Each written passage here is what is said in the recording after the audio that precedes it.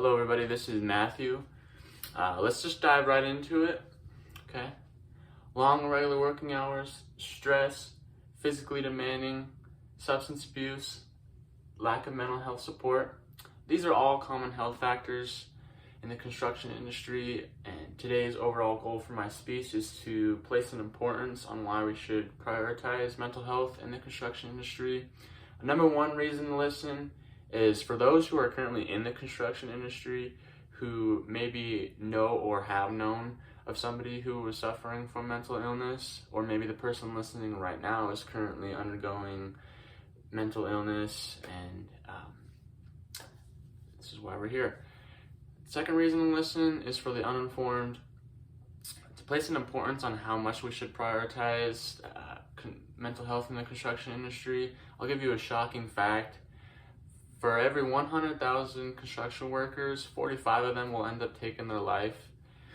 And compared to the national average, if you work in the construction industry, you are 3.5 times more likely to end up taking your own life.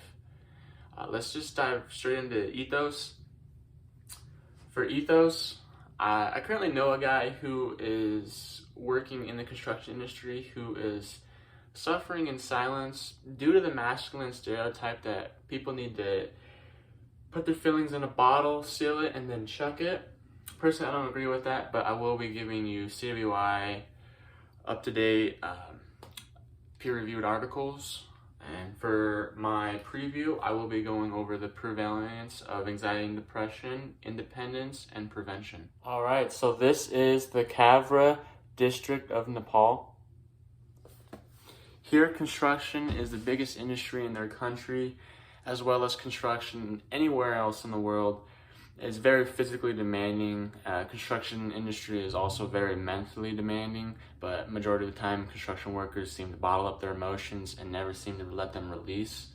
The reason why I bring up Khavra is because the National Library of Medicine conducted a cross-sectional study amongst the construction workers in Nepal on October 19th and 2019. I won't go over the whole study due to time constraints, but I will highlight what they studied, how they studied them, as well as the results. So what they studied, scientists were examining the psychological distress amongst the construction workers. How they studied, they used electronic forms like COBOL Toolbox and then converted them into their own statistical analysis to get results. Here are the results directly cited from the study. Open quote: the prevalence of depression, anxiety, and stress symptoms were 17.1% through 19.2%, which means these symptoms were quite high amongst the workers, end quote. These symptoms likely stem from the physically demanding nature of construction, as well as not openly talking about their mental health.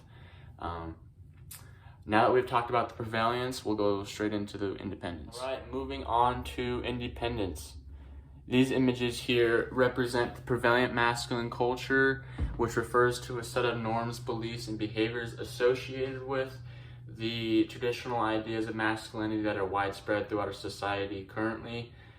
For a guy to talk about his mental health to a coworker is considered uncommon. I quote from a newspaper source article called "Troubled Tradies Urged to Talk," open quote. So for a guy to turn around and say, "Hey, I'm not feeling well, I think I'm depressed," it's quite uncommon, end quote.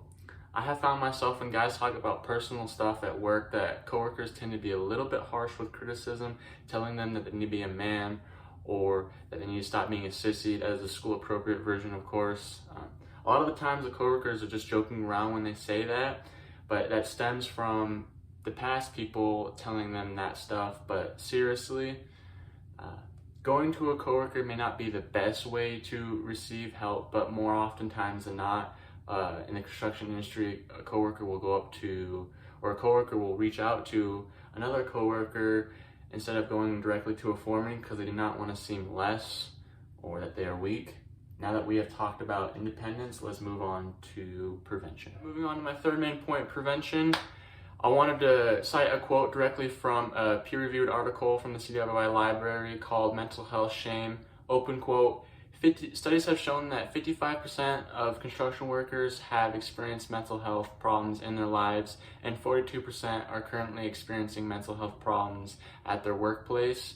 which is twice more than the national average, end quote. This statistic is why we should call upon construction companies to develop a mental health policy, which would show that the company cares about its employee and as well as its mental health by providing available resources, how employees can seek guidance, as well as just placing importance on mental health alone. An employer could even take it a step further by implementing an established employee-assisted program, which will allow an employee to talk about their mental health in a confidential manner with a counselor or simply somebody from HR. What I just stated above are all things an employer could do to elevate an employee's mental health. As far as the employee goes, they could benefit by prioritizing sleep if that's an option, seeking help, setting realistic goals, practicing self-compassion, as well as limiting substance abuse, due to substance abuse being linked to stress, anxiety, and depression. So I wanted to show you something real quick. This is the only image I could find of construction workers having meaningful talk. Now think about that, considering this image is very fake. All right, let's move on to my conclusion. I talked about the prevalence of anxiety and depression, independence, and prevention. Your father, your brother, or even a friend could be experiencing a loneliness that is indescribable that many of them do not talk about. I'm gonna leave you guys here with something before I leave. To create a strong foundation, awareness needs to be raised. Companies need to train and educate their employees, as well as providing a mental health resources for their construction workers' well-being.